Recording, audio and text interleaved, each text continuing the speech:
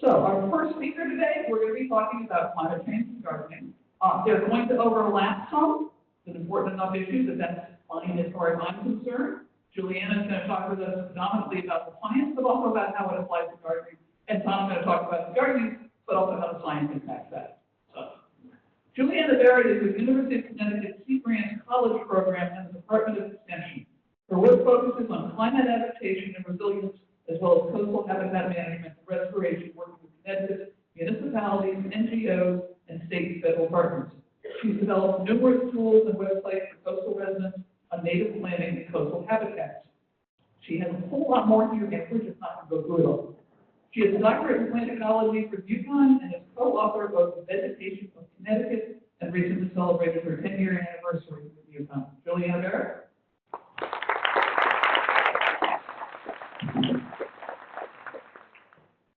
Good morning. My name is Juliana Barrett. I'm with University of Connecticut Extension and the Connecticut Sea Grant Program, and I'm going to be talking to you about climate change. And to begin, I have this quote up here by David Wolf, Cornell professor of horticulture, that you all are really the first generation of gardeners who can't say, well, spring always comes around this time, or I can rely on spring rains or fall rains. Things are changing in terms of our weather, and more importantly, our climate. So I'm going to talk about climate change in Connecticut, what's happening, and some of the local impacts and what that might mean for us. I'm going to start at a more global scale and then bring that down to a regional, and then what's happening here in Connecticut and Long Island Sound. So to begin, we need to take a step back and think about what's going on in our atmosphere. The greenhouse gases create what you can think of as a heat-trapping blanket around the Earth. This traps in this traps in heat from our atmosphere, and so we have the climate that we know today. What's happening, though, is greenhouse gases, particularly carbon dioxide, are increasing in the atmosphere, and so if you can think that as more and more carbon dioxide is emitted into the atmosphere, that blanket around the Earth is getting thicker, and so it's trapping more heat inside. So because of that, what we've been seeing is an increase in temperatures. So what this is showing is on the y-axis is carbon dioxide in parts per million, that greenhouse gas. And then on the x-axis, we have years. So you can see that the temperature, which is what the graph is showing, the amount of carbon dioxide has really changed quite a bit over time. However, since the Industrial Revolution, the amount of carbon dioxide in the atmosphere has increased, and it's exceeded any levels that have been seen in the past. So what this graph shows is carbon dioxide time, and you can see it begins at about 1880, which is about when the Industrial Revolution began, and then we have temperature. So if you look at the blue line, you can see that the temperature in the atmosphere has gone up and down, but it's this increasing trend going up. So as air temperature increases, our water temperature also increases. The oceans are a great sink for trapping heat. However, the sea surface temperature has been showing an increase of 0.13 degrees Fahrenheit per decade, which doesn't sound like a lot, but over time that really adds up and has a significant impact. Sea level rise. What happens to water when it warms up? It expands. And so we're seeing sea level rise simply from the warming water temperatures. And you can see that sea level has risen quite a bit in the last century, but the rate just in the past decade is nearly double that of the last century. And along the East Coast, scientists are predicting even greater amounts of sea level rise. In addition to the expansion of water as it warms up, the shrinking of sea ice and the polar ice caps. As that water melts, it goes into the ocean, and we're getting rising seas just from that as well. Ocean acidification is something that we have to think about too. As more carbon dioxide gets put into the water, it reacts with the water molecules, and the pH, the acidity of the surface ocean waters, is increasing.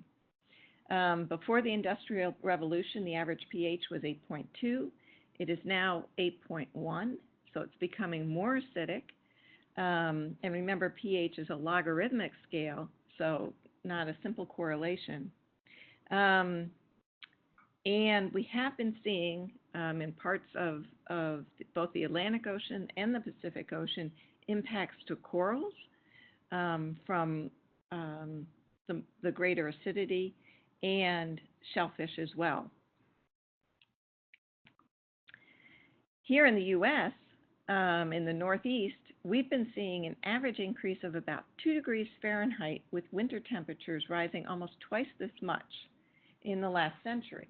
We've been seeing more and more days with temperatures above 90 degrees Fahrenheit.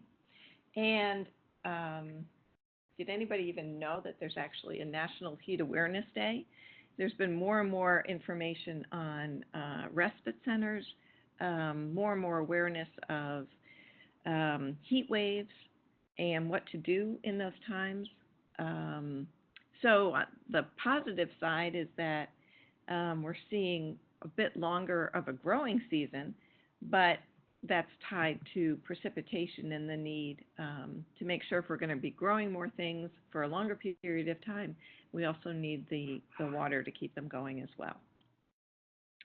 Air temperature here in the Northeast projected to increase. So here you can see under what our historical climate has been, you can see Connecticut, number of days over 90 degrees is at the low end of the spectrum there, between 0 and 10 days. Under the low emission scenario, you can see an increase, and under the high emission scenario, many more days over 90 degrees Fahrenheit. Warmer air temperatures, as I said, lead to warmer water temperatures, and this is the tide gauge in New London, Connecticut, and you can see that there's a gradual trend of an increase in sea level rise at that tide gauge in New London, and it's just 2.55 millimeters per year over time, but again, that adds up over time. And if we just take a look at from 1965 to 2015, so here we have Bridgeport on the left, New London at the right, the tide gauges in both those locations. This is work that was done by Dr. Scott Warren from Connecticut College. And so he looked at 1967 to 1980, and the sea level rise rate was 2 millimeters per year there. When you look at 1981 to 2013, it's double that, 4.3 millimeters per year. And for New London, not quite double the rate, but you can see that when you just look at the last 30 years or so, the rate of sea level rise has been increasing quite a bit. Scientists have also observed an increase in very heavy precipitation events in the Northeast. So there's been a 71% increase in these very heavy precipitation events, according to the National Climate Assessment that came out in 2014. This leads to something very similar to what's called the rain bomb phenomenon. And this was in New York in August of 2014. So over on Long Island, you can see there was less than an inch of rain. Just to the south, an area that got 3 inches of rain, and out on Long Island itself, 13 plus inches of rain. So within a span of 50 miles, a huge difference in the amount of precipitation that was experienced.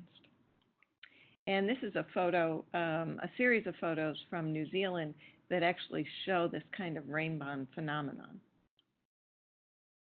And when we get these incredible heavy precipitation events, it can lead to flooding of infrastructure, particularly our roads, underpasses.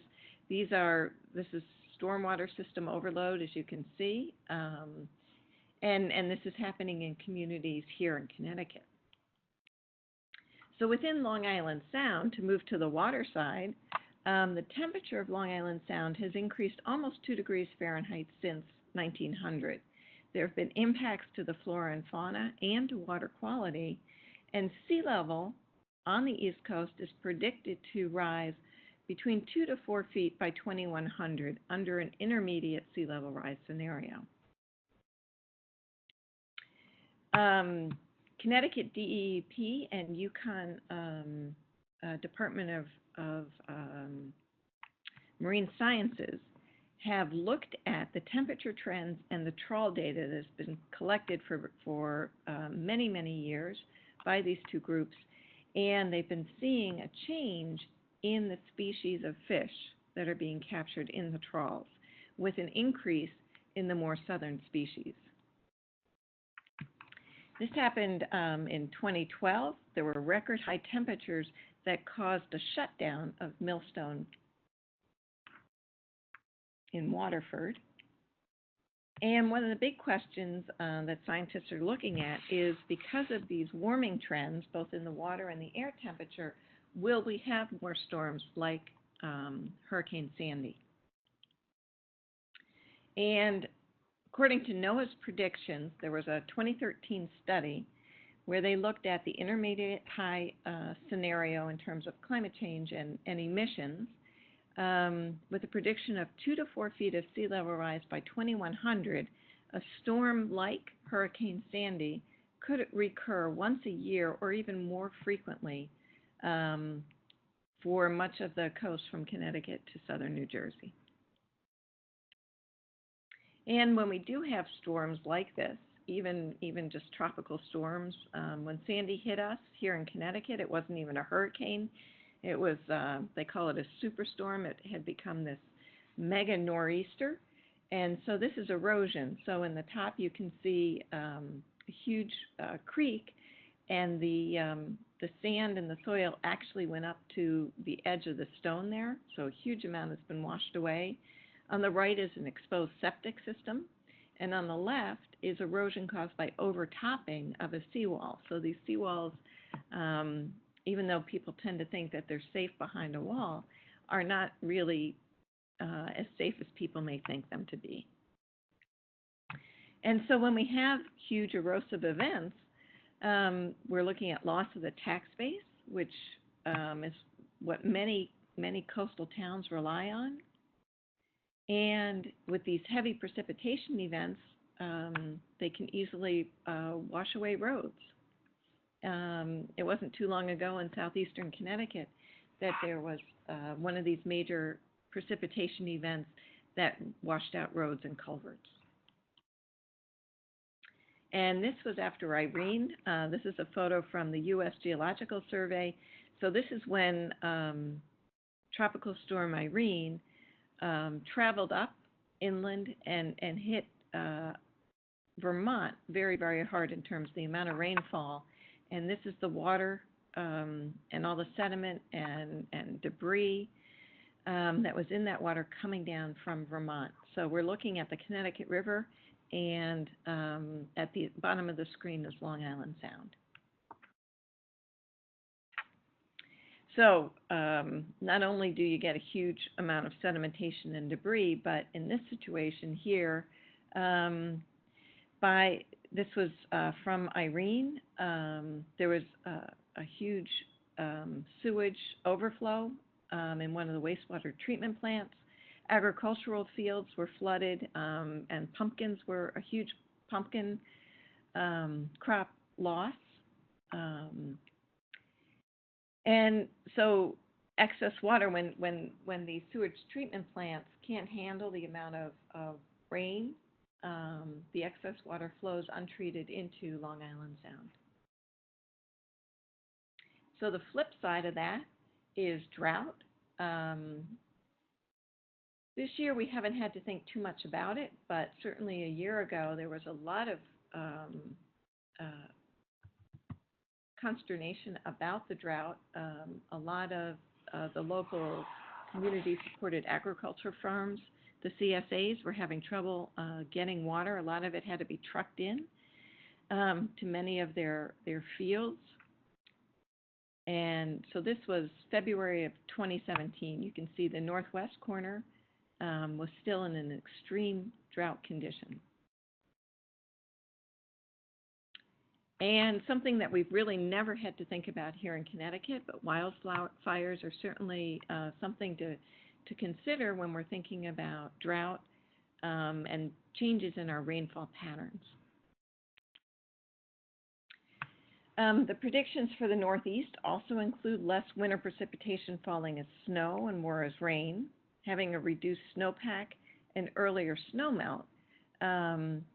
The Connecticut River, because its watershed, it goes all the way up to Canada, it has had a very predictable snowmelt period, and when that spring freshet, the spring flooding would be, and that's changing over time. I mentioned farming, so climate change is certainly going to impact how we farm and the whole field of agriculture. There's a lot of work going on looking at this and how to make sure that we can sustain agriculture. Human health is also something to consider. We're hearing more and more in the news about, as we have these more and more heat waves, there's been a lot of talk about poor air quality and heat-related illnesses, particularly people who suffer from allergies or asthma. And there's also been quite a bit of research looking at increases in the incidences of vector-borne diseases such as Lyme disease, West Nile virus. So a lot of things are being considered. There's a lot of research going on in all these different areas. So changes in climate here in New England are impacting plant and animal ranges. Connecticut is at an interesting crossroads. There's quite a few plant species that are at their southern limit or at their northern limits of their range. But as plant species change or animals change, when flowers are blooming earlier and they're out of sync with their pollinators, we can really disrupt food webs. And as I mentioned before, the potential for increasing pathogens and diseases. And so this all changes our ecosystems and the services that those ecosystems provide. In the U.S., spring now arrives almost 2 weeks earlier than it did 20 years ago. There's been a lot of research that's focused through citizen science, looking at when different species bud out in the spring, when birds and other animals migrate. Many people have heard about the potential loss of the sugar maple industry in southern New England. And I mentioned fish before. There's certainly been shifts in fish populations as rivers warm. And this is the USDA's plant hardiness zone, and there was a recent shift in the hardiness zones, which is good news that we have a longer growing season, the potential for growing new plants. But something else to think about is as our weather and our climate changes over time, there's been a lot of tourism industry between leaf peeping, bird watching, fall migrations that are tied to the tourist industry. And so as there are shifts in the timing of these natural phenomenon, tourism may need to shift with that as well. Here in Connecticut, there was a study done in 2010 that looked at the impacts of climate change in 4 different sectors. It was agriculture, infrastructure, natural resources, and public health. The natural resources group looked at the habitats that are at the highest risk from climate change here in Connecticut. So cold water streams, as you could imagine, as water temperatures increase, those waters are going to warm. A lot of our native trout are in those streams. There's been a lot of work by groups like Trout Unlimited to create riparian buffers to make sure that those streams are shaded, to keep the waters cool. Tidal wetlands are at risk from sea level rise, and many of these other areas, such as beaches and dunes and offshore islands, are also at risk between major storm events and sea level rise.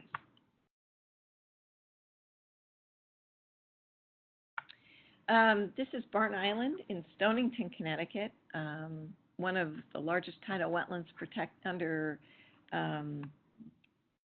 that is owned by the state of Connecticut, and there's been quite a few changes seen here just over the last couple of decades. High marsh is changing to low marsh as more and more areas get wetter. Low marsh, there's more and more mud flats. There's a lot more open water on the marshes. And the state has been doing quite a bit of work on marsh migration. So they worked with a consulting firm to look at what's called SLAM. SLAM stands for Sea Level Affecting Marsh Migration. So this is looking at where is the potential for marshes to migrate over time, and with the goal of then working with conservation groups, private homeowners, to allow these marshes to migrate. The Connecticut River, the salt wedge moves upstream on the incoming tide and mixes with the freshwater coming down the river. So we have this incredible system of salt, brackish, and freshwater tidal marshes. Many, many critical fish species, birds, both that nest there, feed there, and migrate through that area. So we could be seeing changes as the salt wedge moves further upriver on the incoming tide, as the sea level increases. So some of those areas that are freshwater tidal now could become brackish over time. Brackish wetlands may change to salt marshes. Vernal pools, one of the really critical habitats for amphibians and salamanders, some may increase in size and some may decrease. Again, it's all going to be dependent on how rainfall is in terms of the local area. There is a group that is mapping all vernal pools here in Connecticut using GPS, so they have the coordinates of them so that they can monitor changes in the vernal pools over time. Vegetated buffers become really, really important along all of our streams and rivers. As I mentioned, Trout Unlimited is doing a lot of work creating riparian buffers to shade waters to keep it cool for the fish and other organisms that live in these smaller streams. Control of invasive species is really critical now, more than ever. Plant like kudzu can become, which is a southern species, moving northward is something that we might see more frequently. So that's all the bad news. So if we turn now to think about some of the good news, and a few things that we can look forward to is a longer growing season, but it doesn't mean that we're not going to have spring or fall frosts occurring. New plants for gardeners to think about might tie in with pollinators. And we do really have to be prepared for periods of drought. So different forms of water conservation are something to think about. And as I mentioned in the last slide, we really have to watch for new invasive plants and insect pests. One of the things that I think in terms of the master gardeners might be an ideal fit is the National Phenology Network. So these are citizen scientists around the country, and if you go to this website, they have a lot of really great information on how you can get involved. So we have this huge network of people who are noticing when particular species first bud, when they leaf out, when they flower. There's all these different parameters that people write down, and then they input it into this national network, which is giving scientists a huge amount of information to look at what's changing, how it's changing, and the timing of these changes. So this is Nature's Notebook, which is that part of that National Phenology Network, how you become an observer, and how to take observations and record them. This is another one of those. This one is just focused on nectar connectors, so monarchs and other pollinators. Again, it's collecting information on when people see different things, changes to food sources. Again, it's very, very critical information that scientists alone can't collect by themselves. So having this network of volunteers plays just a really important role in collecting the information. This is Yale's program on climate change communication. They have a great website on acting on climate change, a lot of information here on how to get involved with climate change and get information. And just to leave on a positive note, there's a climate change haiku that Gregory C. Johnson, who lives out on the West Coast, he's a meteorologist, and he was homesick one weekend and wanted to do something with the National Climate Assessment. Even the summary document is pretty heavy and lengthy, and he was trying to figure out a way to easily summarize it. He writes a lot of haiku as a hobby, and so he decided to take the bullet points from the National Climate Assessment and put them into a haiku. And here's one of his haikus. And he also, his daughter's an artist, and she suggested to him that he try to come up with a painting for each. So he did a watercolor for each one, and these are available online. But he did a really nice job. And I just want to leave you again with that summary from David Wolf, that we're really in a transition period. It's hard to know what to expect, and so stretching the boundaries of what we do now on either side. Some things are going to work, some things won't. But I think we really need to think not just beyond what we've done in the past and the kind of pollinators that we've come to expect, but expecting something different. So try some different perennials, but again, be prepared for changes in freeze and frost. Winter warm periods may cause leaf out prematurely. So again, something that we're going to have to deal with. Many temperate species require a winter chilling period for that normal hormone production and spring leaf out. That may change. On the other end, summer heat stress may impact garden plants, and then we're going to have water issues. So, to the guardians of the garden, try new things. Remember, you're in a brave new world, really, as gardeners. And this is the time to really get involved in whatever way you might, whether it's as a citizen scientist, whether it's becoming more politically active, or whether it's simply just trying new things in your garden. Thank you.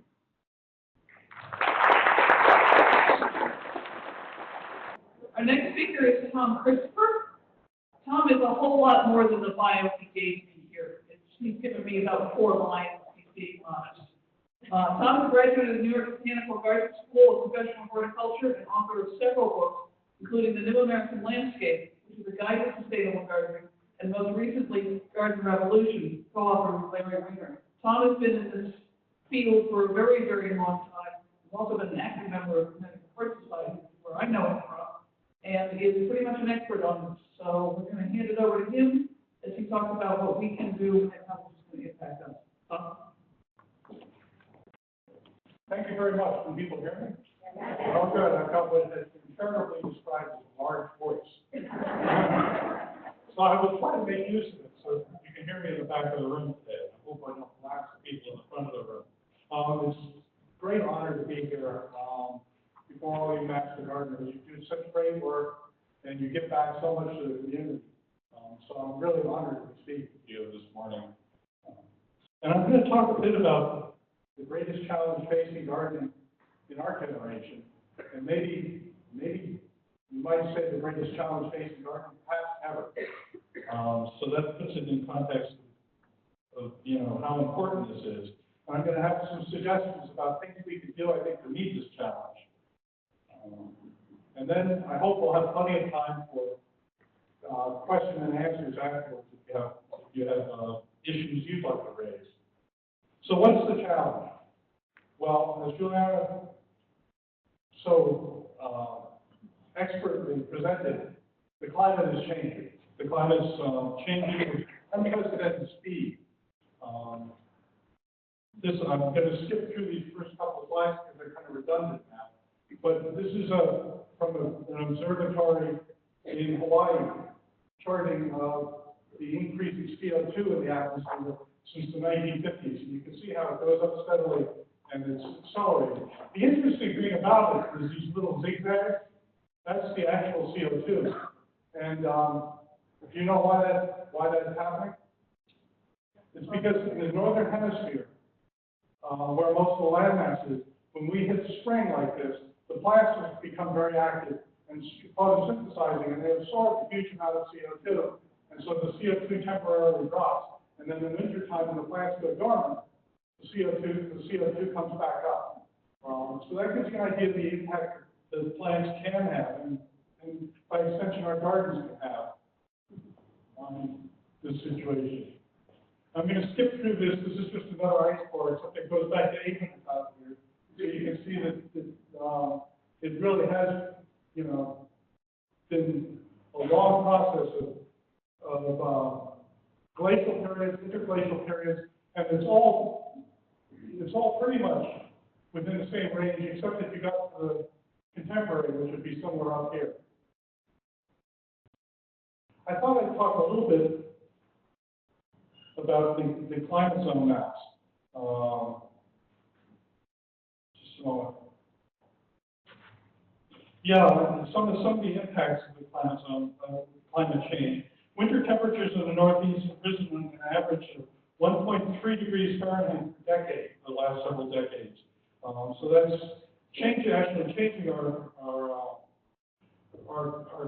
climate zones. There's a wonderful report which puts this in very understandable terminology called, from the Union of Concerned Scientists, called Confronting Climate Change in the U.S. Northeast. And it came out in 2007, so it isn't the most current information, but I found it is perhaps the most intelligible for the layperson on what's happening. And they say that, we've had for almost 50 years now of these warming winters of 1.3 degrees Fahrenheit. And if we make no effort to change our behavior, our use of fossil fuels is really an addiction. And think about it as an addiction. And think about what we need to do as a 12-step program. We need to treat this fossil fuel addiction if we're going to survive as a species, and if our gardens are going to survive in anything like recognizable conditions. But they're saying that in the worst case scenarios, there are lots of different scenarios out there about what's going to happen in terms of change in the atmosphere and change in temperatures. In the worst case scenario, the winters could warm by 8 to 12 degrees Fahrenheit, and the summers by 6 to 14 degrees Fahrenheit by late in the century. So that's a huge change. Hartford could be averaging 30 days in summer of over 100 degrees Fahrenheit. And one of the things that Juliana talked about is the heavier rain events, these rain bombs. What that means is that even though precipitation isn't decreasing in the Northeast, it's actually probably going to increase a little bit, but it's coming in far fewer events. So you have long periods between these rainstorms when you get no rain, where we used to have more smaller storms, sort of gentle rains, which is ideal for the garden. You have a bomb that hits the ground and washes out across the surface and runs into streams and drainage systems, and then just the water mostly disappears. And then you get drying out of the atmosphere and the soil moisture in between is a real crisis for gardening, and it's going to become worse. They're talking about 1 to 3 months, this study by the Union of Concerned Scientists is talking about 1 to 3 month droughts probably every summer in the future, by the middle of the century. The summer weather, as Juliana said, is going to last longer. It's going to last up to 6 weeks longer by the end of the century, and 2 to 4 weeks longer by the mid-century. Because of the higher temperatures, not only are you going to have longer periods without rain, but the higher temperatures are going to evaporate the water off the surface more. So there's going to be lower soil temperatures, lower soil moisture, like in the summer and the fall. So I thought I'd talk a little bit about plant hardiness zone map, which of course we're all familiar with, but I think it illustrates some of the difficulties we're facing in addressing this issue, which is, this is the old USDA map, the one that we grew up with for the last, and started getting gardened with for the last generation. In the early 2000s, the USDA decided they were going to have to replace the map, and they went to reflect changes in climate. And they went to the American Horticultural Society and asked them to draw the map. Now, their old map, their 1990 map, was based on about 10 to 12 years, I think, of weather records. And they asked the American Horticultural Society to replace it. This is a story I covered this is one of my little bits of one of my few opportunities to do investigative journalism. It's very exciting. But anyway, they went to the American Horticultural Society and asked them to prepare a new map, which they did. And it came out during the Bush administration, when officially there was no such thing as climate change. And it showed such dramatic change in the zones that the USDA was forced to abandon the map, to throw it out. And they came up with a new plan for a map, where they were going to redraw the map, and this time they were going to use 30 years of climate records, which sounds like it's going to be much more accurate when you average it together and figure out, what is the average winter low in various areas. But what it did was it combined our current higher temperatures with cooler old temperatures from 30 years ago, and it masked the effects of climate change. So I don't even use that map. What I use is this map, which is from the Arbor Day Foundation. You can find it online at arborday.org. And they created their map using 10 years of weather records, just like the old USDA map. The interesting thing is that when you compare this map with this map, you get something like this, showing all the zone changes that happen. So those pink areas are areas where it used to be a whole zone culvert in 1990, and now it's a zone warmer. So you can see that how the winter, essentially, the warm weather is moving north through the winters. The red ones are two zone changes. There's a handful of places in the Mountain West that are actually cooler. I'm not sure why, but that doesn't affect us in Connecticut. So we've got warmer winters. Well, what's the problem? Who's going to miss the ice and snow and the shoveling and the cold spells? Well, our plants. The warm spells in January and February are likely to cause plants to emerge from dormancy prematurely, which makes them vulnerable to late frost. There were virtually no apples in southern and central New England last year. We lost our apple crop, and that was exactly what happened. Was the buds started to swell in February, and then there was a intense cold in March, and it froze the buds and killed the apple blossoms, and we had no apple crop. In fact, they're saying that by the end of the century, apples may not be a good crop to grow in Connecticut. It'll be so much warmer. So it seems contradictory, but the warming winters can increase the amount of frost damage. The early flowering can also cause a disconnect between flowers and pollen. This bears on that phenology cycle, which is, the phenology is, setting up a calendar of natural events, essentially. And the phenology of the flowers is different than the phenology of the insects. And what's happening is the flowers are blooming earlier because the plants are reacting to the warmer temperatures, but the insects aren't necessarily appearing earlier. So you get this disconnect and you get poor pollination. And even more serious problem for a whole group is songbirds, many of which feed their chicks on caterpillars. Caterpillars are wonderful little packets of nutrition, and so over the eons, the birds have adjusted their nesting time, their mating and nesting time, to match when certain caterpillars appear.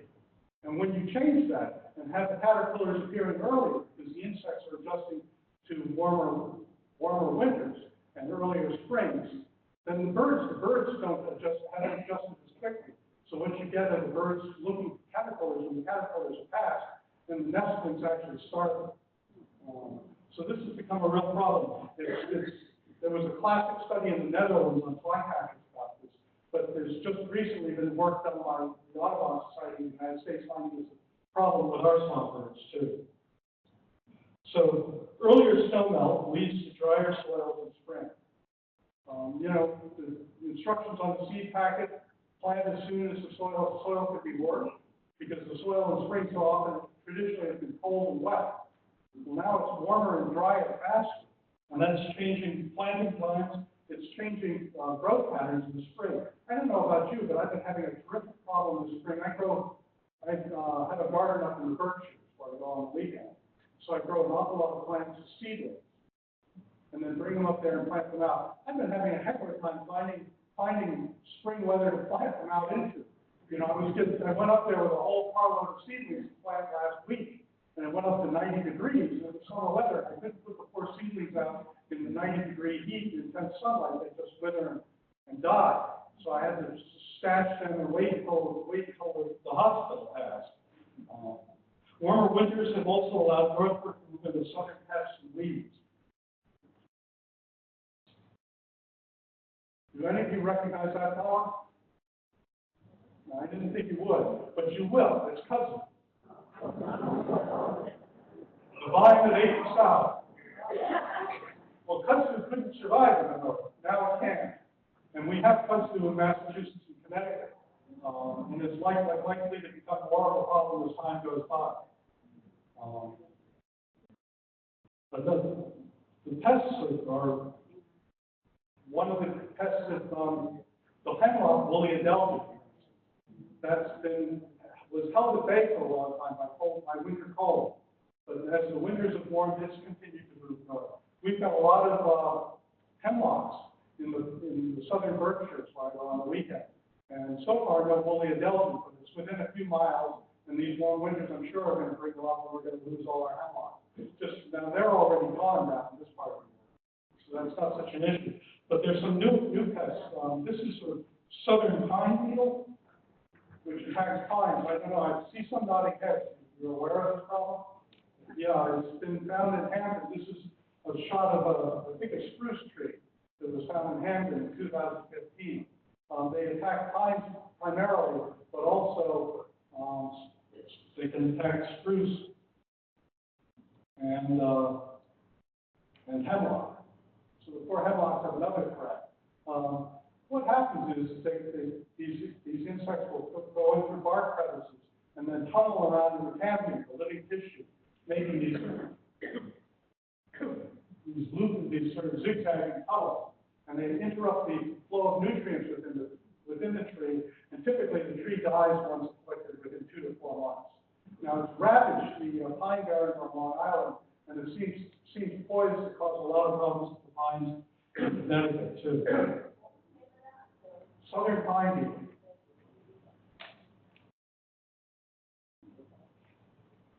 As I said, hotter summers are becoming the pattern. Same as more rainfall typically, but in fewer, more violent storms. So that increases the stress on plants because we've got drier soils, and plants need moisture to evaporate off the surface of their leaves to cool themselves during the really hot weather. So they're looking for moisture most precisely when there's least around, or will be increasing. The higher temperatures increase the discomfort of gardeners, of course, and the health threats of gardeners, if nothing else, just heat stroke. We can't work out there when it's 100 degrees. But it increases the higher temperatures and the protracted periods of drought are going to increase the need for irrigation, which is going to put pressure on our water delivery system. Because landscape irrigation is a huge user of water, particularly if you water lawns, which I suspect very few people are going to do.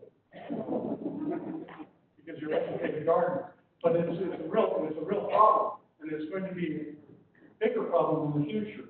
We're going to have to irrigate more efficiently. We're going to have to give up things like the oscillating sprinkler, which is very inefficient. On a sunny, breezy day, you'll lose up to half the water that comes out of the sprinkler before it even hits the ground. It evaporates in the air. So you're going to have to switch to more efficient technologies like drip irrigation with soaker hoses.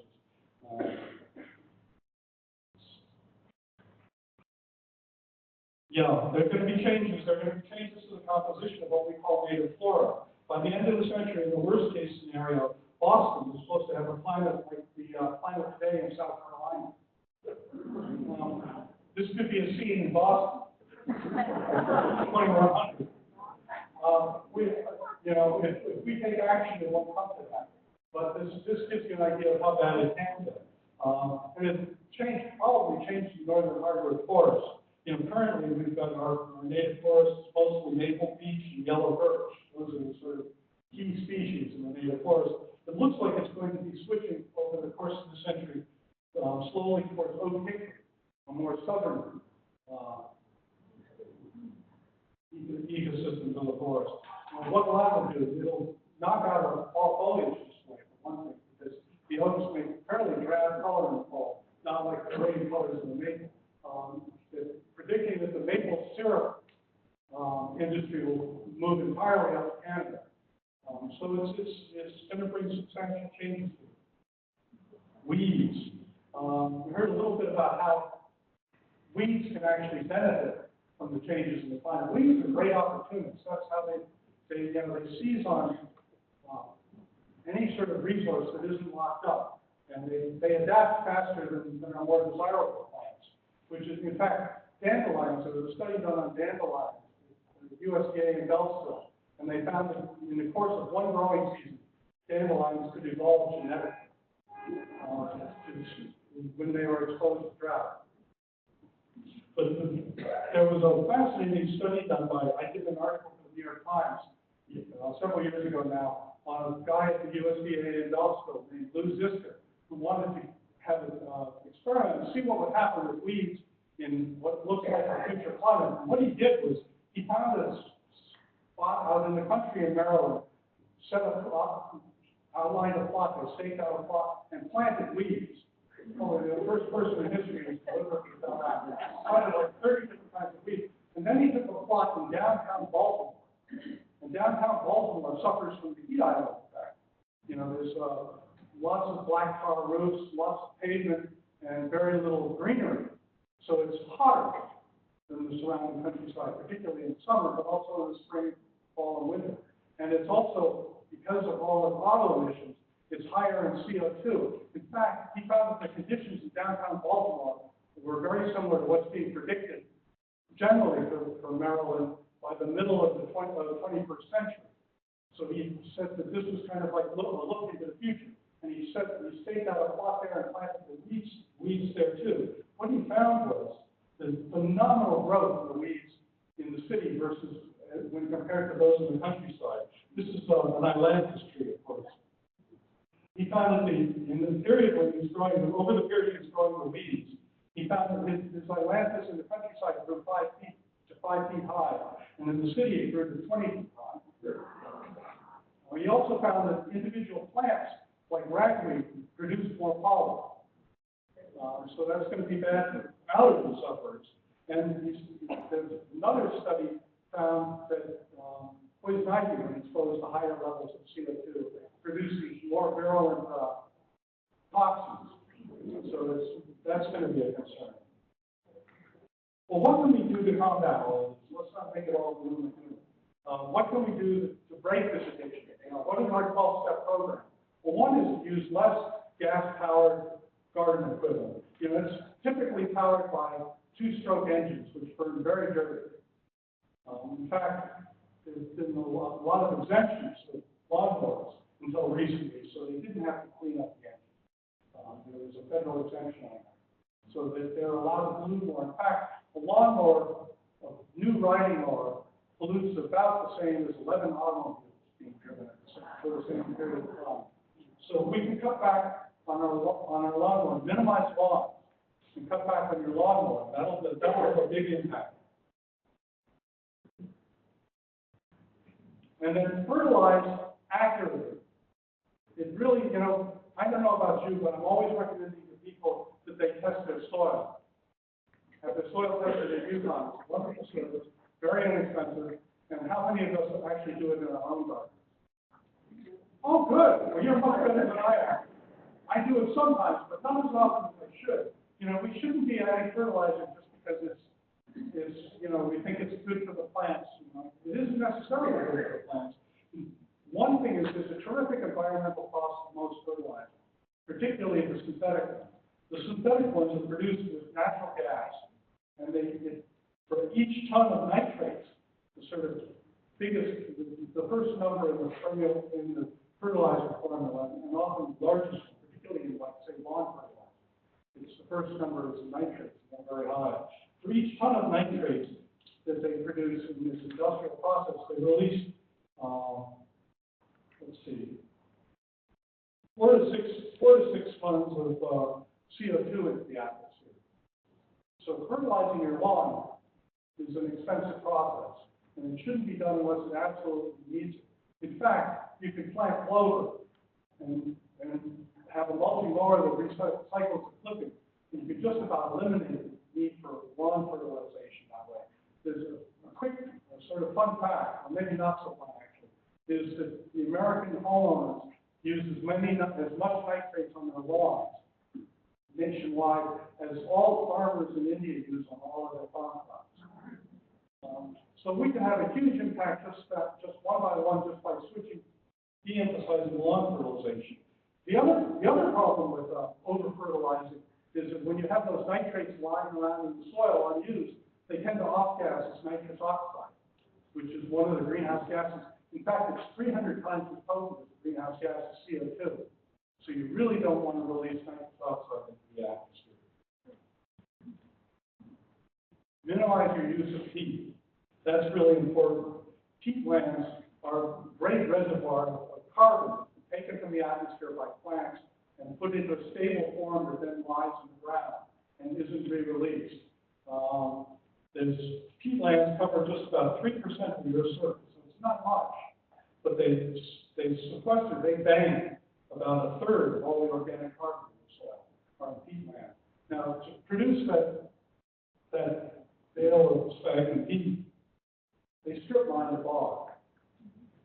They say that there are enough bogs that will come back that the growth exceeds the harvest, but they essentially kill the bog by strip mining it when they produce peat. So I don't use peat anymore, except I do cheat and use some for seed starting because it's antiseptic and I don't have to worry about damping off. So I use a little bit in the spring for seed starting, but otherwise I use compost.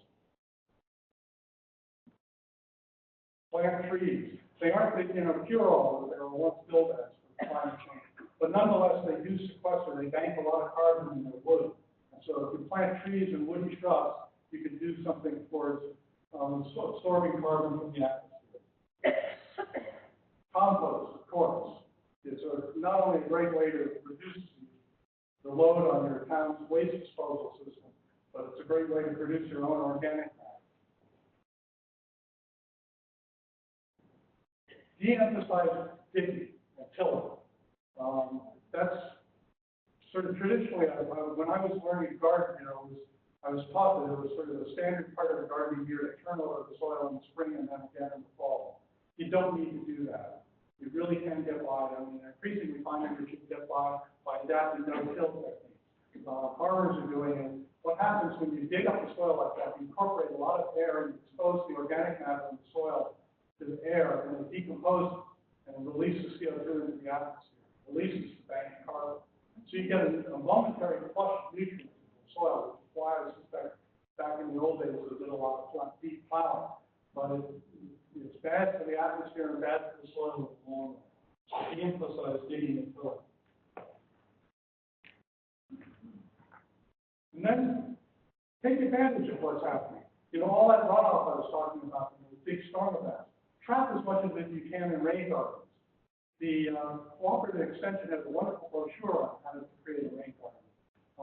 This is a school in Portland, Oregon, where they had just a blacktop parking lot there, and the neighbors started complaining because the basements were flooding from the runoff. And the teachers didn't want to teach in the classroom to face out on the blacktop because it was so hot and uncomfortable in Connecticut River.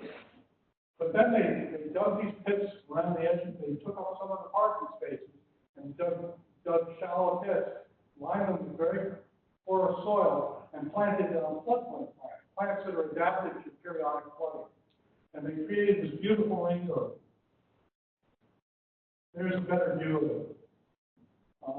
That was a blacktop driveway.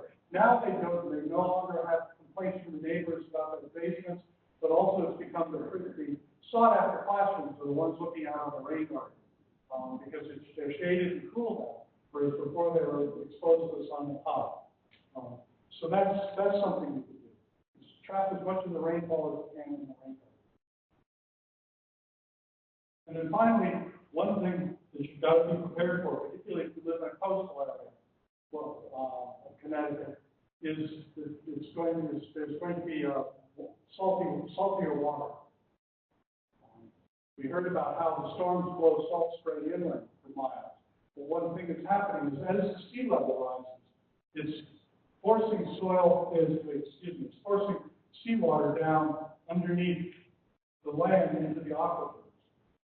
And so, whereas once this well was drawing water, just fresh water, pretty soon it's going to be drawing back salt water, sucking salt water, which means that you're going to be getting brackish water through the water system.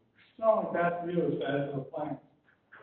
But again, you can think there's ways you can cope with it. There's the beautiful Rugosa rose, Red Brunier, that will tolerate this brackish water. My flower farm actually has a whole line of salt-tolerant plants now. Plant Delights has a whole line of salt-tolerant plants now. So that's something to think about. But mainly, the main thing I want to talk about and finish up with is that you really are important. You can become community leaders. You can do these things in your garden, and individually it won't amount to a whole lot. But collectively, by people like you all over the country, inspiring other people to take climate change seriously and do what they can, we can kick the addiction to fossil fuels and maybe temper the effects of climate change. One of the things about 12-step programs is they always emphasize that you can't just blame what you're doing on other people's behavior. You have to take responsibility for your own acts, because really, ultimately, the only thing you can change is your own behavior. And that's what I think we all need to take home as a message today, is that we need to change our own behavior and get serious about this, particularly when there's gridlock in Washington. It doesn't look like anything very substantive is going to happen at the federal level. Politically, you can push Connecticut legislators and the governor, perhaps, to address climate change. But nationally, it's going to be a grassroots effort, and that's where you're going. Thank you very much.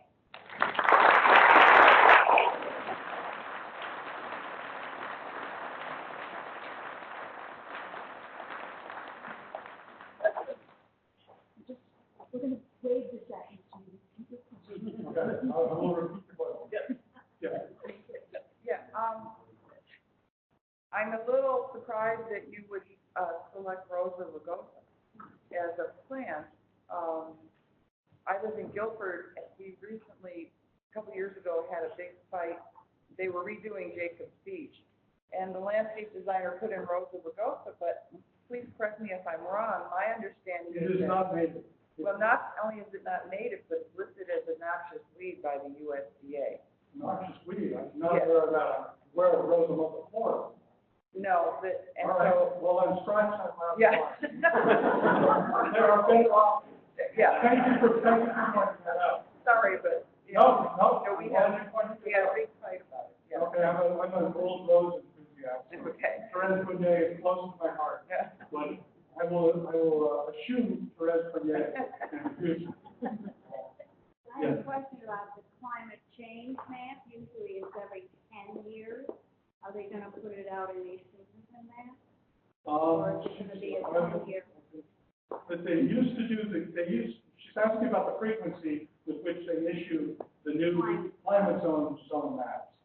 I don't know what they're going to do with that, because they used to do it periodically. Now that they've gone to the longer period of history, I'm not sure. It was such a hot potato. I remember calling people in the USDA, and they wouldn't even talk to me about it. I had to go through back channels, sort of like looking for deep throat to get any information about it. I'm sold on the Arbor Day map personally. Is that better?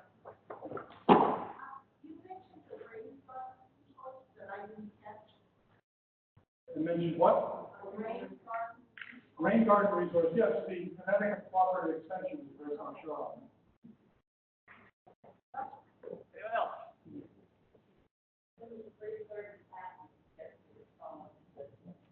There's a rain garden map? Okay. Well, thank you very much.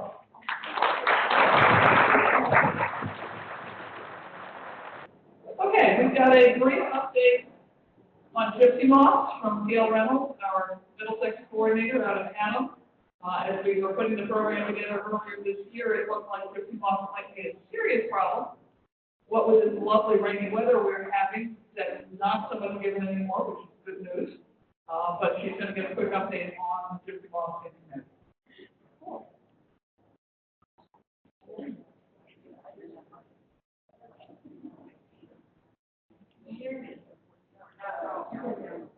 In 2015 and 2016, certain parts of Connecticut really got taken over by gypsy moth caterpillars. And I know that in Middlesex County, London County, Wildfires County, southern part of the state, that our offices were just deluged with the calls from the public. What should we do? What should we do? And not knowing how 2017 would be, we thought it would be a good idea to give a short update. It shouldn't take very long.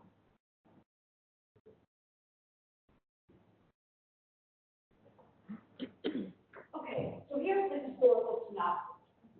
Most people who are master gardeners know this. I always call these things get-rich-quick schemes. People say, oh, if I just do this, I'll make lots of money. So some fellow introduced gypsy moth to Massachusetts in 1869 because he thought he could create silk from the wet. But guess what? So much silk. This is in the same regard with last year we had a flood of calls to our office. People want to know, how do I grow hops? That was last year's get rich quick. So that was produced with silk. The larvae escaped in 1982. And by the end of the 1880s in Massachusetts, these defoliations were noted throughout Massachusetts. It made it to Connecticut in 1905 in Stormwater, and the rest is history, as we say. 1981 was the first year, well, that was the worst year of defoliation in Connecticut. I was just out of grad school then and working on a project where I had to reevaluate a lot of the it was just DEP then, a lot of the natural areas that they had on their list. And I was out in the woods throughout the state all summer, and it was, when I started out at the beginning of May, it was really disgusting. and there wasn't a lot of it in the state last year.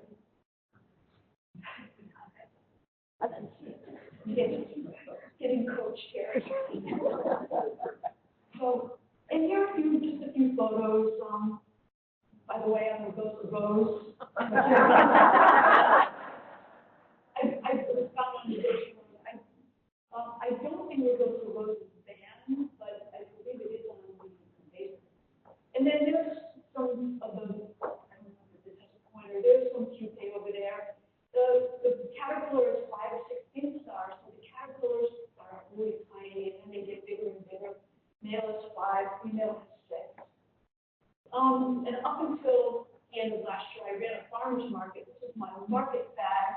And I rented on the Higgins Green in Haddam, and they were everywhere. And you can see here on my market bag, there was a female moth laying with egg mass, and there on the other side of the strap.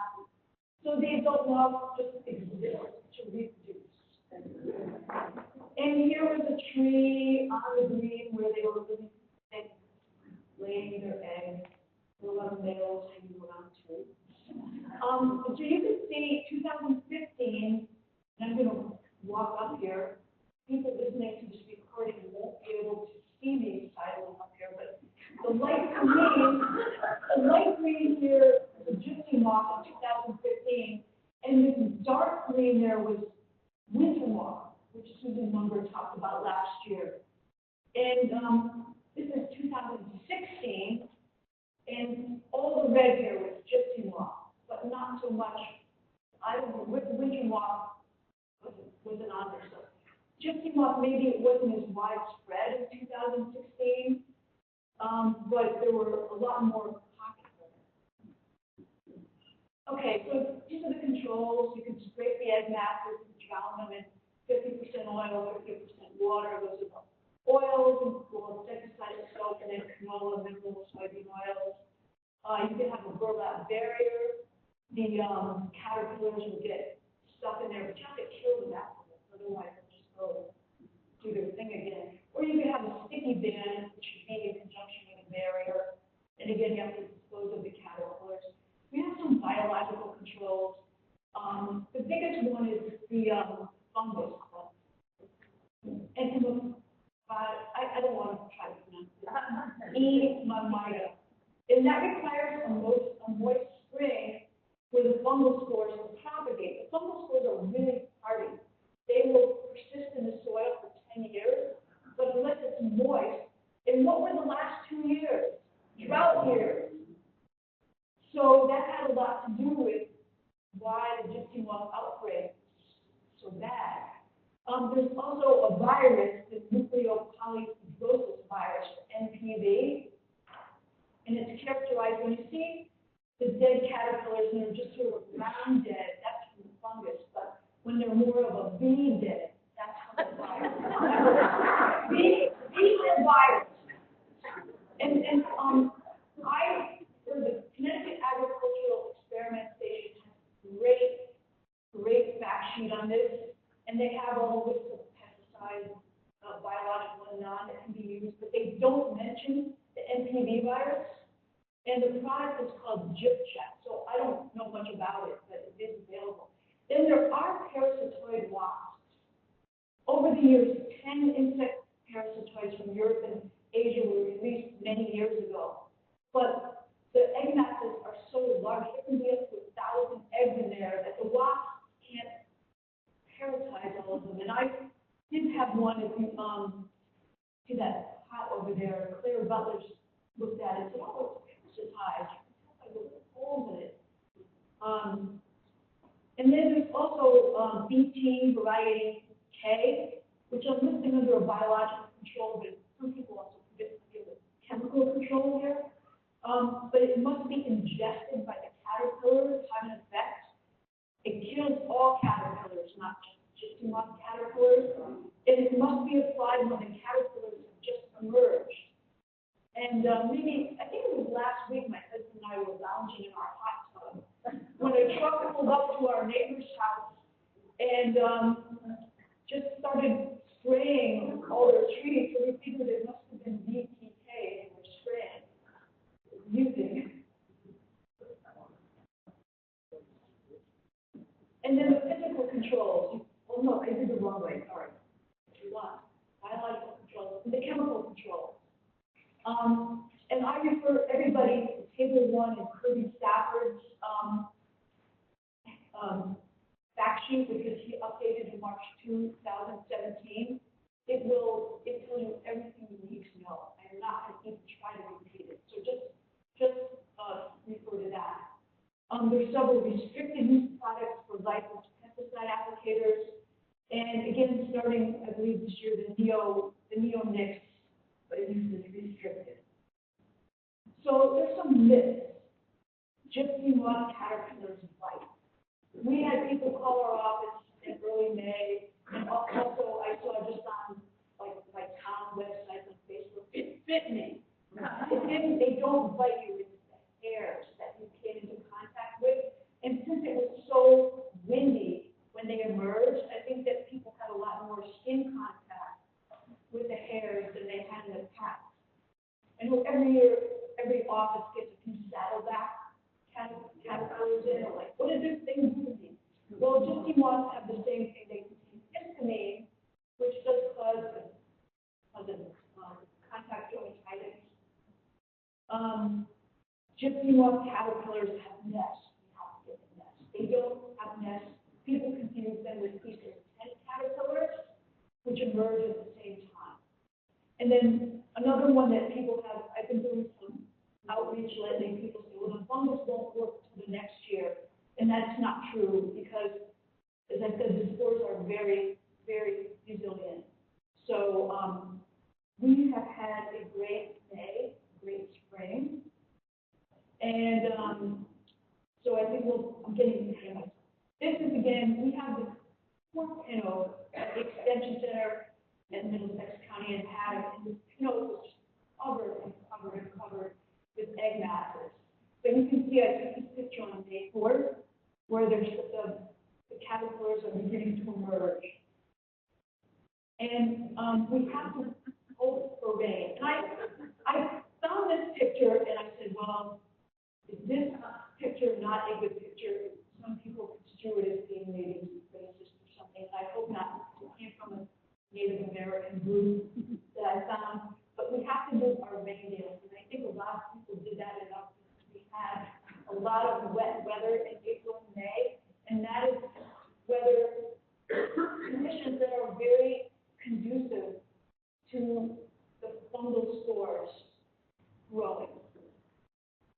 And I think it's been working because just anecdotally, the calls that we've had at the Middlesex office, the first week when all the little caterpillars came out, our phone was ringing off the hook. But it slowed down, and now we're getting maybe one or two calls. Whereas last year, every people walked in and called all about the gypsy moth caterpillars. So I think it's working. So the skin irritations again from the wind, and I do think that our wet spring has worked.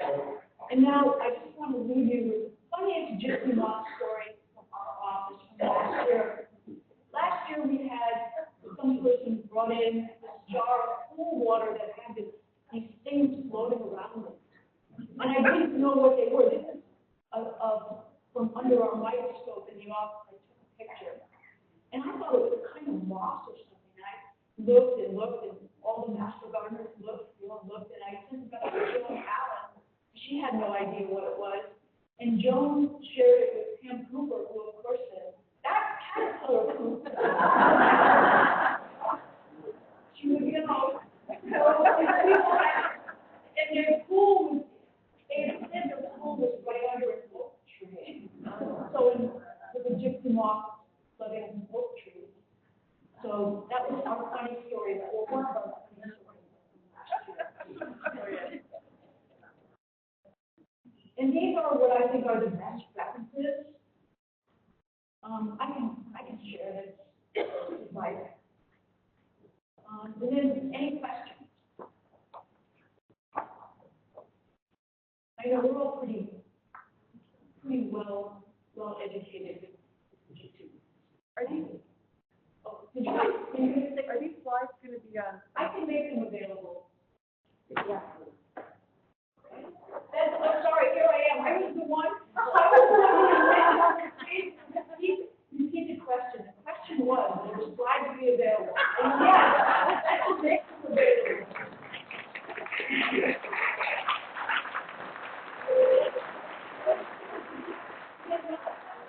Another question? No, I just wanted to pronounce the fungus. Oh, great. For the Forest Service. Entomycin.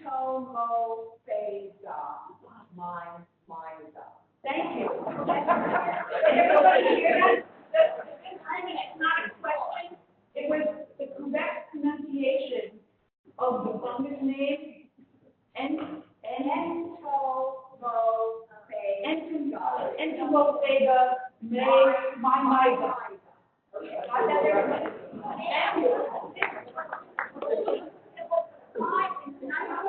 Going to do a little bit of talking very briefly about some changes that are coming to the program.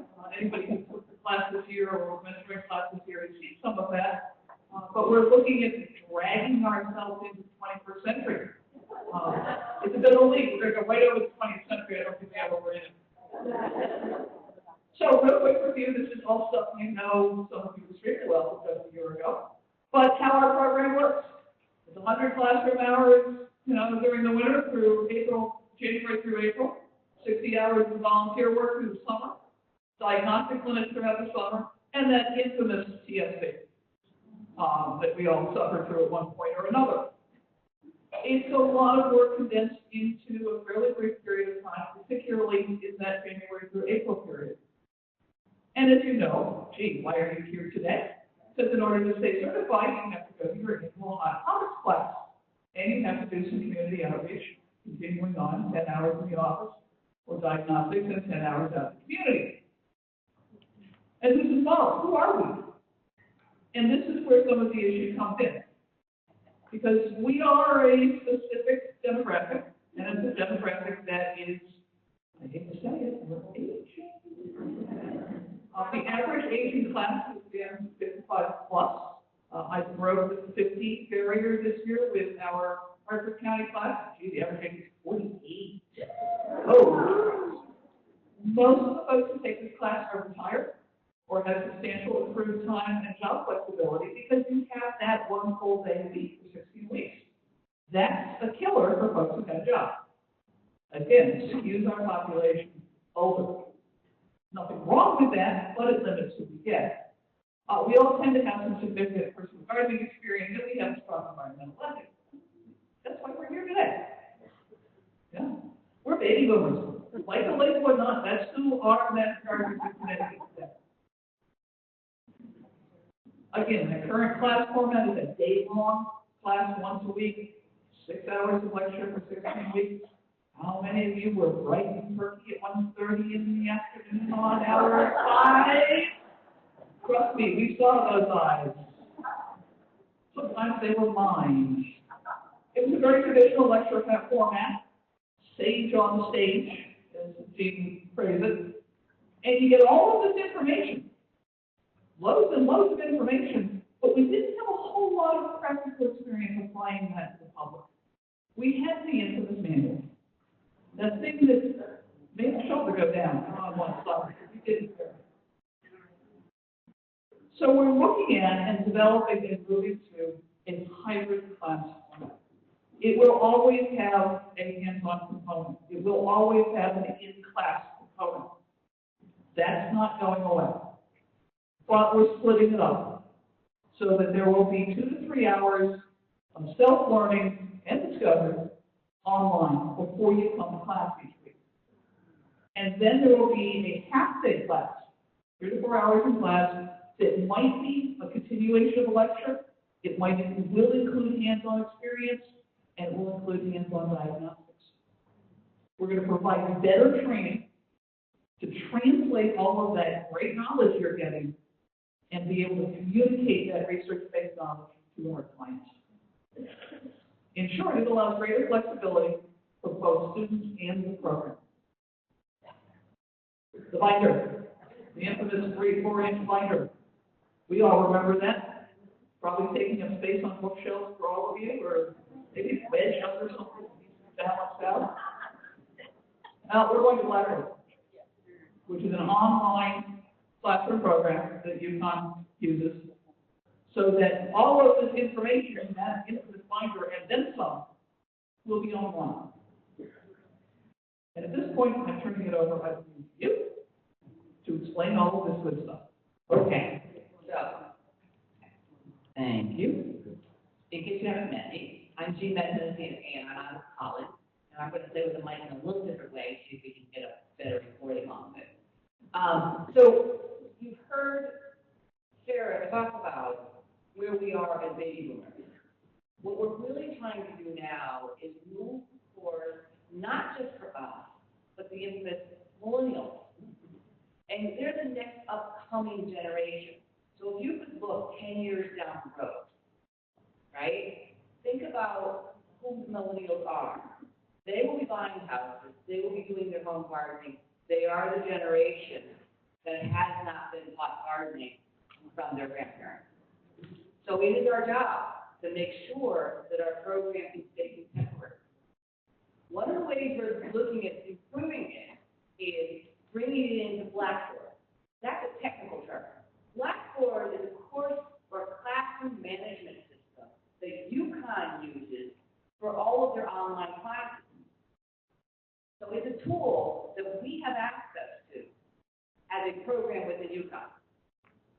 We started off a process a year ago where we actually started talking about, well, if we're going to do this, what does it look like? What does it mean? So we actually met with the academic technology department at UConn and said it was time for the Master Gardening program to start to move forward. They adhere to a program called Quality Matters. It is a standardization program in how to bring classwork online. So it's not just a concept of saying, oh, we recorded a video, let's put it up. We got it on my class. Oh, we got a hand up, put it up. No. We really want to keep the class the way it has been from an educational standpoint. However, there is a recognition, right? When you don't know something and you want to learn more, where do you go? YouTube? Right? Seriously. That's our starting point. It's why when Sarah talks about the stage on the stage, it's a very traditional method of teaching where we did a whole lot of research. And the only way you got access to that information would really be if you got a chance to meet that person or read their book or looked at their research. And now in today's day and age, we all go to the keyboard and we start to look it up. But how many find a video, find an article, read a book, and go, I wonder if this is right. Is this right? So what we really look for is a guide by our side. And the guide by our side is saying, hey, I found this website. So the stuff from Bonnie, is that really what we want to be looking at? Oh, come on. It's a commercial grower. We don't know them. Or do we want to be looking at the educational information that's based in research? Well, I know it. The Master Gardening program lot. We very much want to find the gardening tips and techniques that are based in research. That is what we are about. That is what Extension is about. It's connecting research to real life. So that's the foundation. This is the tool. And that's all it is. So let me show you a little bit what we're doing.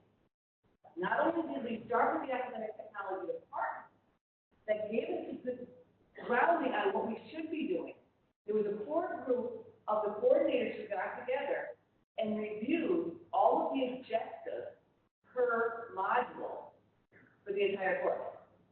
Once we knew what the objectives were going to be, we then started working with some of the educators within the Master Gardening program, and then we started building out the course. Once we did 2 modules, and we did that with fruit, and we did it with ITM, we then took those modules and had them beta tested this year with the Master Gardening interns. So let me show you what our interns saw this year. As they came in, they all got net ID. That's the first thing we had to figure out. That's a technical kind of thing, right? It was a UConn ID, so that they could sign on to the system. That part went pretty well. Everybody has net ID. They signed into Blackboard, and if you take a look, here we go. Okay, so you sign in, and you come into the Master Gardening program. And while the type might be a little bit small, it's this class material. And what they actually saw was this: a little bit about technical tips and requirements, the trees, fruit, and berries module, and the IPM module. You come in here and simply click on that. And if you click on the module link, it will bring you into the actual online component of the course. In this case, it's given us a chance to look at our three-ring binder and update it with contemporary information, not just the photocopies of the page we've had before. And we've looked to update that information, but realistically, now we really have really cool stuff. So, in this case, what happened was, you can click on various parts of the content. And the first thing you came into was Mary Conklin's PowerPoint presentation. Remember Mary Conklin doing her PowerPoint presentation, right? She actually recorded that because you would not have to have her in the room to see her PowerPoint and listen to her story. She gave that to the students. They were able to see that prior to coming to class. So, look at gold, Mary. Are you seeing your Johnny? Okay, so the PowerPoint presentation, the lecture component, we didn't have to take up the whole class time to listen to Mary's conversation. Then, there was additional information. If you click on part 2, it actually came right into tree groups, or small groups, or pests and ICM. And within each part, it had an additional supplemental information. And in this case, we said it was supplemental because there was so much information that we found that we now need to trim it down a little bit. But here's some of the things that we found. We gave each intern the newest, latest grower's guide on each one of the fruits. Comes from Cornell, printed in 2015. We gave them additional videos to look at, so we could actually see someone talking about a particular fruit, showing tips and techniques, giving their story, all from other extension services in the New England area.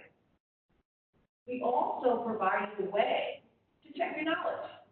Hey, look, I read this stuff, I listened to this, I wonder if I got anything out of it. Oh, I didn't know that one. Let me go back.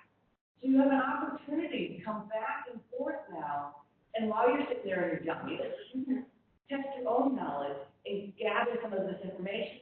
The other thing that's kind of cool is all those manuals, if you want them, bring them.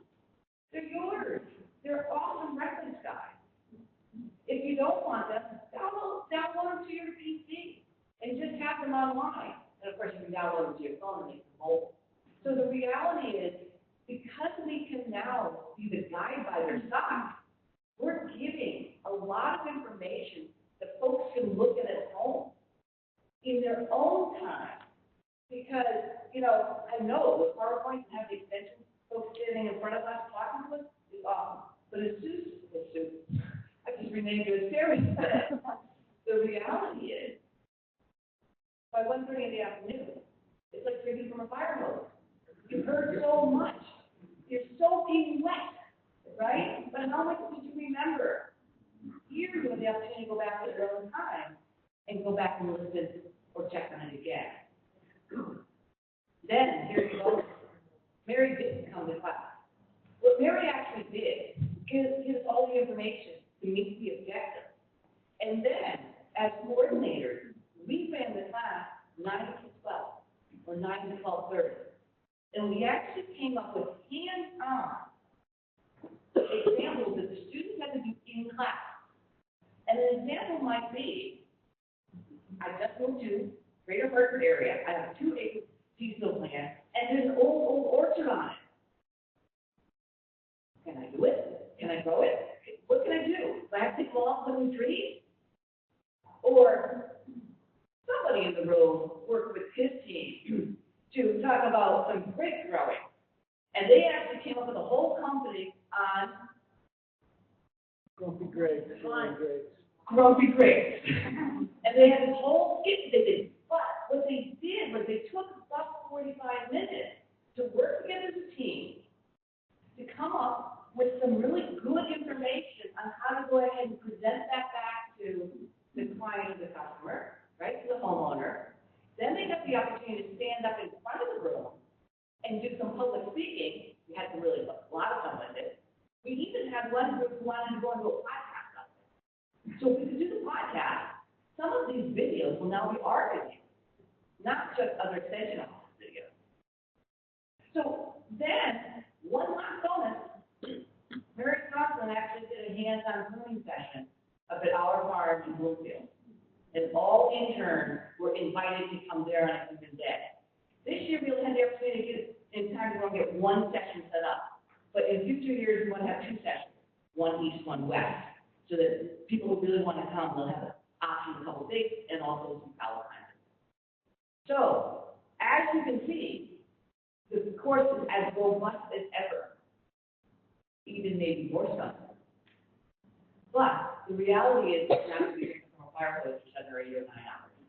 It's going to have information that you can actually touch, you can learn on your own schedule, and you can apply in your life. What do you think?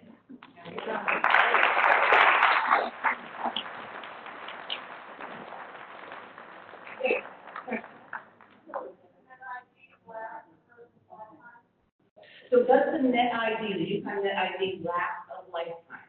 So here's the thing, okay? As an intern, everybody needs the net ID in order to sign on. However, we were all interns long ago, and right now, you don't have one, okay? But as an active master gardener, we're going to be collecting information to get you into the system as well. So as an intern, you're going to come in very much like when we all did the class that first year, you're really busy. But you actually kind of have a choice, don't you? We very much want to go forward the ACT certified gardeners, but some folks, for lots of different reasons, don't have the opportunity to continue on. Of course, we would like that to change, and we want more and more people to be ACT certified. If you stay ACT certified, we're going to re-up your ID, and you'll have access to all the current information and visual video that we'll be providing to the intern. So it's going to be another incentive for us to stay active certified. Because if you don't stay active, it will get dropped in the queue. Yeah. Other questions? Yes?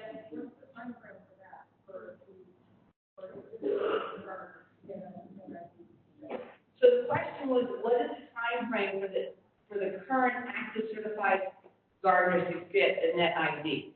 This is something we're working on this year. So you'll start gaining information from us that says we're going to start needing some information from you.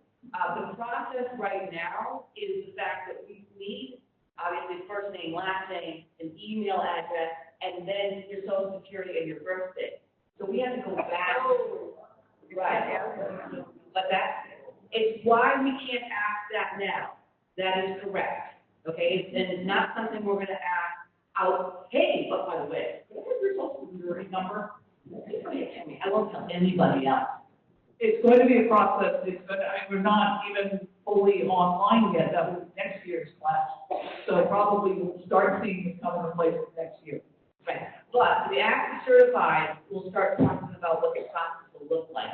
And the whole social security number, just so you know, currently, hold on, as an intern, we all go through background checks now. And one of the background check pieces of information is supplied at the time is your social security number. So we actually will use that at the time. That's why when you're an intern, you pick up the social security. Okay, does that answer the question? Your answer regarding the social security number, my attorney has advised to give it to nobody. Okay. Except my employer, my bank, and the IRS. Well, and that's the whole thing, is that as you take on the university network ID, we are seen as volunteer employees. It doesn't make an appropriate thing to do. So you know what? I think I'm going to take that as, well, let's look into it further, because there's some questions and concerns collectively as a group. I see another hand. Deputy Secretary. Yeah, it's not the social security thing like the Gary. I mean, there's just so many issues out there, but you've already. Okay. For now. 2 questions. Okay. In your example of the hands-on, the pruning session, would that be something that would be required, for the interns? So the And question is, when I describe the hands-on section, will that be required for the interns in the future? I know this year we made it completely optional, I don't know, is that gonna be something we actually? That's something that we're gonna have to weigh with accessibility. As long as we can make it accessible and have multiple times and places for people to do it, it probably will become required. But if we can't provide that, there are limitations to what we require. Part of what we're doing here with Mary Conklin is, this is her busiest time of year. The fact that she even teaches for us is an extraordinary stretch. So that her doing 2 in-session classes, if you will, is the way we can keep a really good expert teaching. This is all a learning process. This is all evolving. We don't have all the answers yet. So yeah, go ahead, yeah. Is TSB still part of the program? Yeah, TSB is absolutely still part of the program. Yeah.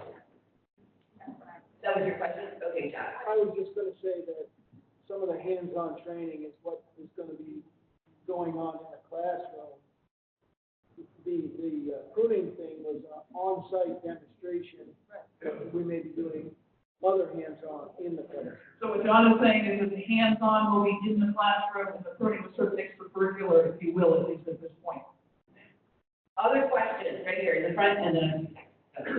For the section of that garden, will you be offering a class, at different times in terms of evenings or weekends, people who work full-time? So the question is, in the future, will we ever offer the class at a different time rather than just a full-time day schedule? That conversation has been open, that there has been some talk about wanting to do at least one of the classes in the evening. It is still in conversations at this point. But already at this point, we will only get half day in class, which frees up time for people. But yes, we're looking at evening potential, we're looking at weekend potential. This is all down the road, but this is all a possibility. And because it will be a shortened period that's supposed to be in class 1, and Sarah said it could be easier for folks to make it, but it also would allow us to offer it at different times. So it is something in our conversation. We might not see it for 2018, but we might be able to see it for 2019. For potential future MG candidates, does this affect the cost of the program? So the question was, does the cost of this program at this point get affected because of newer technology and newer format? At this time, I believe the answer is no. At this time, the answer is we haven't quite looked at all of that. Not having to print a manual is a substantial price reduction for us.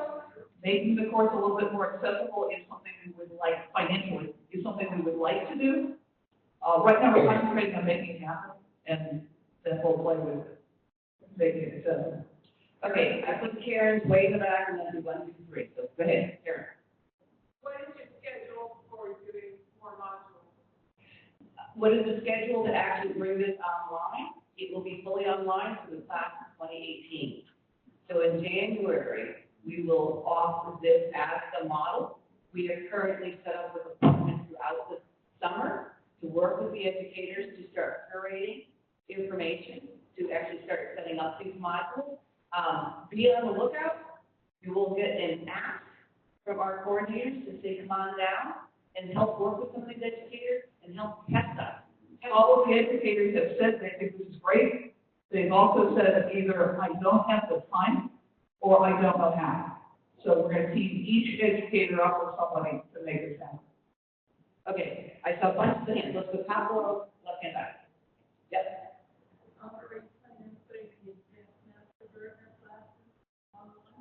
So the question is, can we or are we planning to do AMG classes online? And I'm going to say the answer to that is probably yes, but not right now. I have a quick suggestion. We have about 5 more slides to go through, which will probably address some of the questions, and then we can pick up with questions after that. Okay, so all the other hands, hold on. We'll come right back in.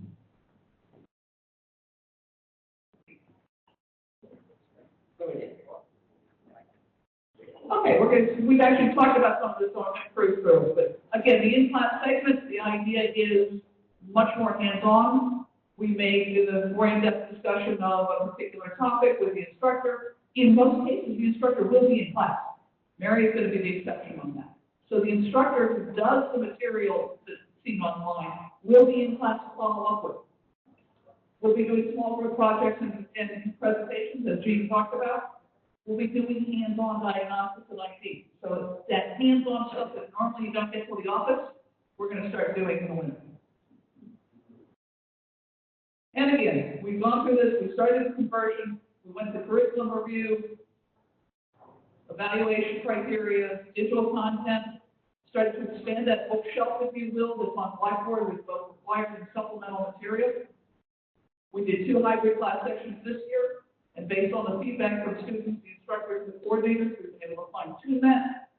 And we will be, as Jean mentioned, recruiting volunteers to help assist the instructors with converting this to this new format. So, moving forward, going public, we're going to be bringing more program resources to public venues. We're going to be creating a digital platform for public access so that as we talked about doing some of these podcasts or some short videos that can go online, creating that digital library. Google has all the answers. Master gardeners have the right ones. And master classes, we will start looking at making some of them online, some of them as a basic, you just view it, others as a more interactive platform. That is down the road. We're starting with the main program, and then we'll move on from there. So, down the road, certificate short courses. You may be able to start developing some specialty courses. So that along with your MG and AMC certification, you might say get a waterwise gardening certification, or something along those lines. And advanced specialty training modules. So that there's a particular area you're interested in, that a group of people are interested in, we can create content to develop that advanced training.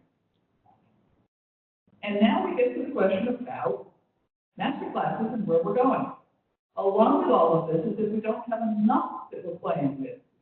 We are taking the registration and class tracking program or the advanced program online. Starting this fall, it's a whole new ballgame, and once again, she's going to explain. I am back. Okay, so Blackboard, course management system, awesome, right? This is the stuff for us. For all of us who are going forward to continue taking those classes, the AMG classes. We know it now, right? We get the manual, see it online, we fill out the paper in the back, write the check, send it to UConn. Okay, new technology. There's a platform out there, it's a product. It's called Go Sign Me Up. It's been in the works again for quite a while. It took about a year to get through the whole process of getting approval on it. We have it. What we're doing is we're actually importing all the current information. So if you've had classes in the past, you'll see your transcripts in the new system. Okay? Here's how the new system looks and how it works. Just know there's a software product in the background. That's how it's called Go Sign Me Up. That's not the cool stuff. This is the cool stuff. Okay? So you might remember the picture of Disney. Okay, there is a plan there.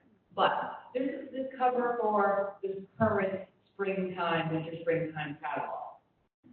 The information is then imported into the system, and it shows up along here. Okay? So you can see the courses all lined up. Simply click on the course.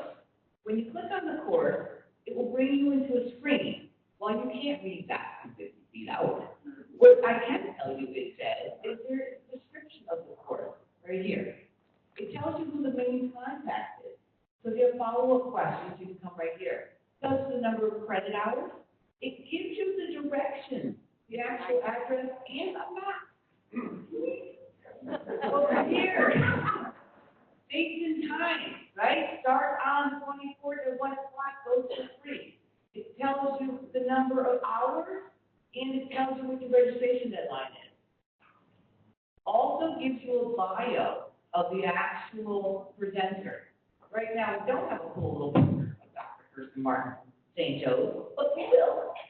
So all of the information that is in the catalog is still there. Still there. What's the map?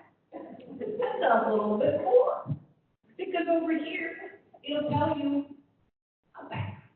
it'll tell you right here, open and waitlist. We're not saying we're going to do waitlisting quite yet the first go round. However, it will tell you right now how many seats are open in that class. So So you know how sometimes we'll have a restriction on it, that you have to call ahead of time? There's no conceit. You'll know that. Then click, and you'll get add to cart, and there's your cart. Okay, again, you can't see it with this slide specifically. However, it'll say the course name, the date, the time, the status, and the price. You've all done online ordering. What's order number? It's the same thing. Same thing, right?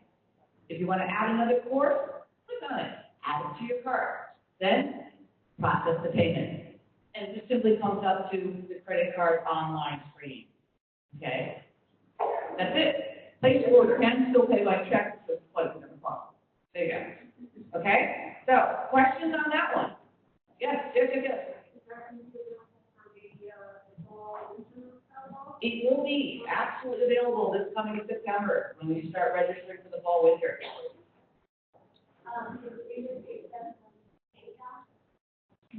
At this point, we are working out the payment system, and I believe it's going to be powered by what UConn uses, which is called authorize.net. So it doesn't necessarily allow a PayPal account at this point. It does allow for secure credit card processing. I see it's $45 up from $40. That's just a sample. This is, we are not anticipating rate changes. Again, class is very great, but we're not anticipating changes at all. Right. So just to repeat that question real quick, it simply what will the options be? It'll be more MasterCard, credit card at this point, and not PayPal. And then the screen, the slide that you're looking at, it indicates the class is $45. The question was, does that mean we're going to have an increase in pricing for classes? We're not anticipating a price increase today. Okay, I saw right there. Just curious if any of the neighboring state programs have been. So the question is, any neighboring state programs, have they gone online or have they done online registration? To be quite honest, UConn is behind the curve. Quite a few of the programs are already online. We've actually looked at a number of the states, and we've listened and learned. There is at least one state that is completely online, and they don't even have to do class sessions anymore, and they've gotten really negative feedback on that. You remember Oregon State? Oregon State. How about Mass New York, but they're required? Massachusetts does not have a MasterCard program anymore. No. Massachusetts is closed fundamentally. They don't have the University of Connecticut piece. And in New York, Cornell, I believe, has partially online, and the rest of the state, again, is not really an organized program. That's why Massachusetts and New York folks come to us. Others have gone the other direction. Penn State has put out a hardbound copy of their manual. But most folks have gone online, and it's the way to reach more people. Okay, I see one question here to my left and one over to the right.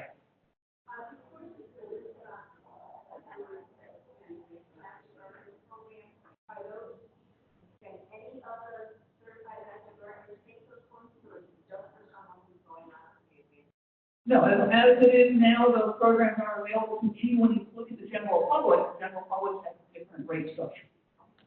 So simply to repeat that question, If the question is, are these available just to those going through the advanced program? No, they're available to everyone. right. Okay, question to my right. My kid is a UConn student who signed up for this. Can I access it through that, through him? So the question was, I have a student, I have a child who's attending UConn, or I might already have somebody else in my family who has a UConn ID. Can I utilize their ID to sign up for this? So the answer to that is no. And here's the reason. Okay? This does not require a UConn ID. Go Sign Me Up is open to everyone. And there will be a separate ID, just an online purchasing system, if you will. So when you think about shopping at Amazon, you didn't need to have a special ID for that. You created an Amazon ID. And what's going to happen here is you will have a Go Sign Me Up ID. So it gets a little confusing, but we're going to do our very best to take out as much To confusion. go back to Blackboard, knowing somebody who has the UConn ID is not going to get you access to it because we have to provide access to it through that net. Right. So if we're talking about the program itself, yes. Other questions on this? Yes. This program will allow you to cancel online. This program will also send out automatic confirmations and reminders. So you no longer will be waiting on people like us who don't always get that reminder out in a timely fashion. It does it automatically. Other questions? Who's signing up now? We're not there yet. We're not there yet. No, but I am having a class tomorrow at St. Joe's, I'm catching the bug, that's really true. Join us at 1 o'clock. I'll have the receipt. Again, we will have this up and running for the fall catalog. So in August, you will be getting notifications that, hey, the new catalog now is online. I'm probably actually going to do a paper catalog as well, just because people are familiar with that. But starting this fall, this is how we roll.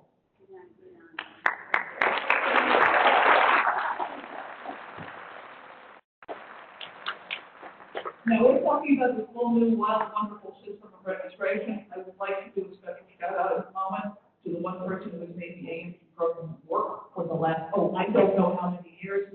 Becky Renarelli has faithful input.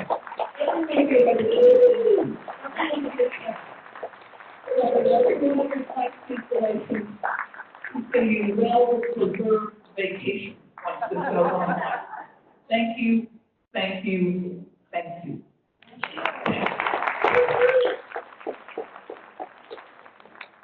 That's all, folks, unless you got something else. Go out, garden.